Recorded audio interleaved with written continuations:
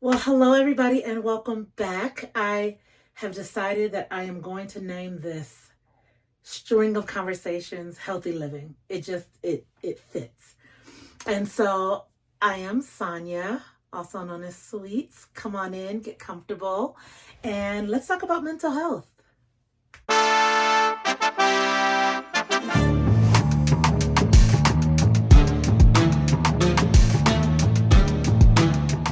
Right. So when it comes to mental health, first of all, I just need to start off right from the beginning. I am not an expert.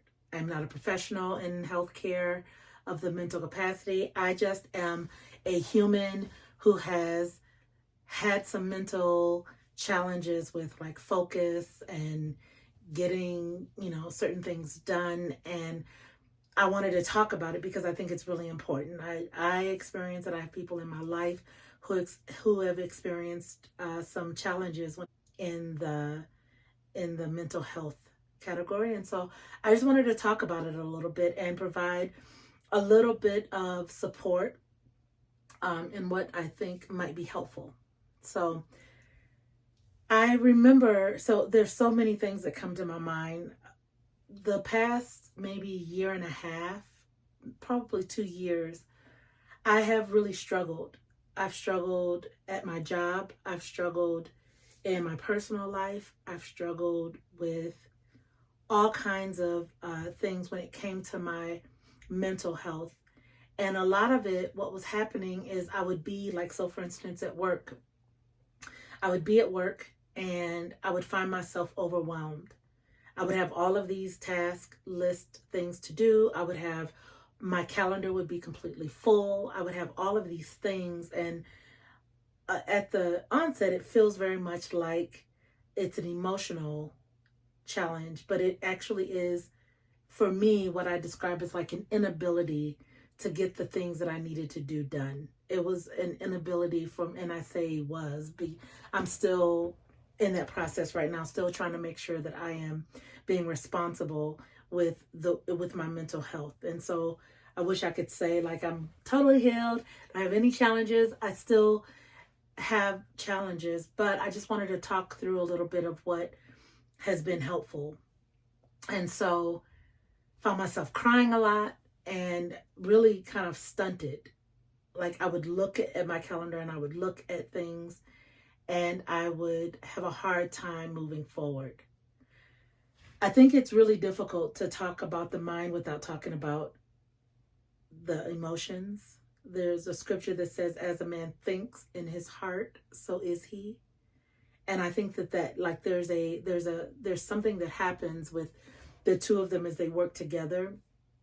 I'm going to talk about emotions next week, but this week, as we talk about kind of mental health, I think oftentimes when I think of mental health, I think of the challenges that we are facing with mental health.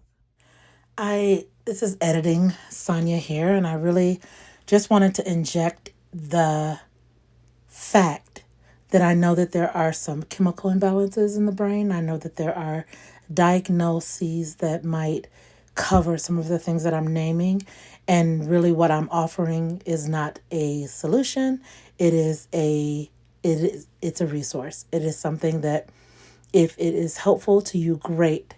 If not, chew the meat and spit out the bones. All right. And so I was going through all of those things, and there were some things that were helpful. Therapy was helpful, um, and it continues to be helpful. I think journaling is helpful. It continues to be helpful, and I think even just like having a moment of like meditation or quiet, just calming and breathing. Those things are very helpful when it comes to like calming the processor down.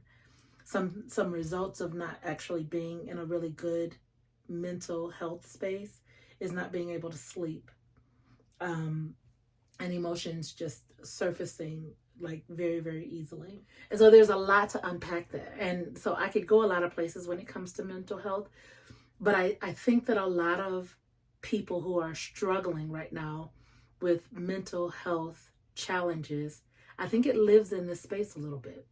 And so there's a book, there's an author, her name is Carol Dweck, Carol S. Dweck, PhD.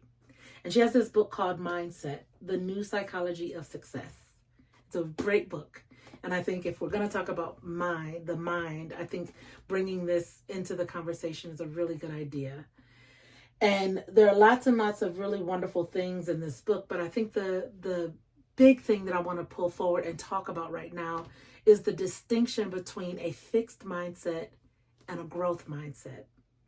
And I think the distinctions between those two really, really make a difference as to how we approach challenges in our life. I love even the way she starts off the book. She starts off the book with this learning that she received from these students that she had, where she gave them puzzles, and she continued to increase the difficulty of the puzzles, and the students were like challenged by it, but in a good way. And they were like, oh yeah, bring it on. I was hoping this would be challenging. And she was like, whoa, wait, what? And so what she came to believe about intelligence was being challenged by these children, because there was something about the way that they were addressing these challenges that was like an opportunity. It was learning.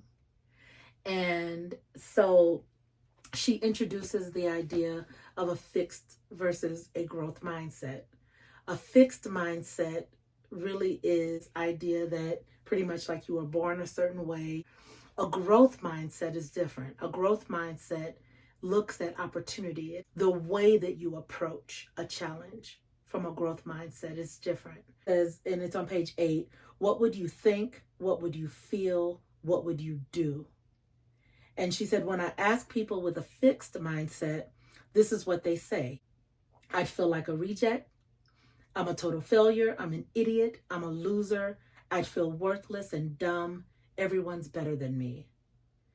This is what they'd think about their lives. They would think my life is pitiful. I have no life. Somebody upstairs doesn't like me very much. The world is out to get me.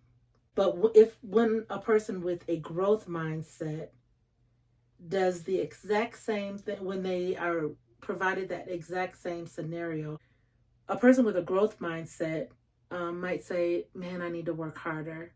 I need to be more careful about that. This tells me kind of the areas that I need to actually focus on to get better in this space. I'd start thinking about maybe I need to study harder. She says you don't have to be one mindset or the other to be upset. Anybody would be upset when a challenge arises. However, it is the way that we address these challenges. And so I say that because I think that is a lot of what we're dealing with right now. Like there's a lot of the mental challenges that people are dealing with. It's because there's all of these pressures that are coming and really like just rapid speed, the things that people are trying to juggle. In my job, as I mentioned at the beginning, is that like there's all of these things, there's all these expectations, there's all of these things. The funny thing is I believe strongly that I have a growth mindset. But when I think about the way I am being at my job, that cannot be true. Because when negativity surfaces, I have negative self-talk. I have imposter syndrome that says that I maybe I don't belong here. Maybe I'm not as smart as I thought I was. Maybe, oh man, I should have, maybe I got a job that was beyond my skill set. And so that is the reality of the way that I'm showing up, which is very fixed. What I am going to lean into now, and what I encourage each and every one of you to do, is to lean into a growth mindset.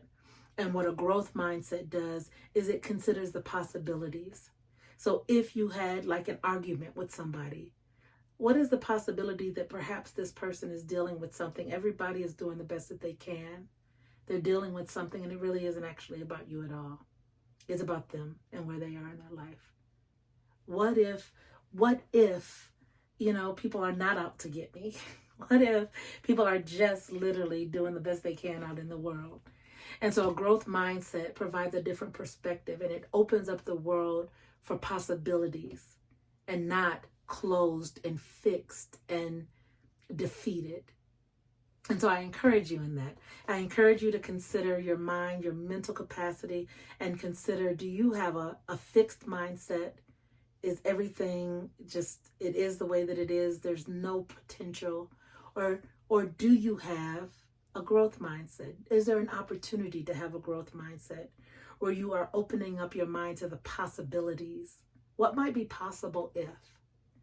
And so I encourage you to lean into that. I also encourage you to buy the book. I think the book is very, very good. It's helpful. She tells stories in it. I love a book that tells, I love a professional book that tells stories. And so, again, Carol Dweck, and the book is Mindset, The New Psychology of Success. I highly recommend it.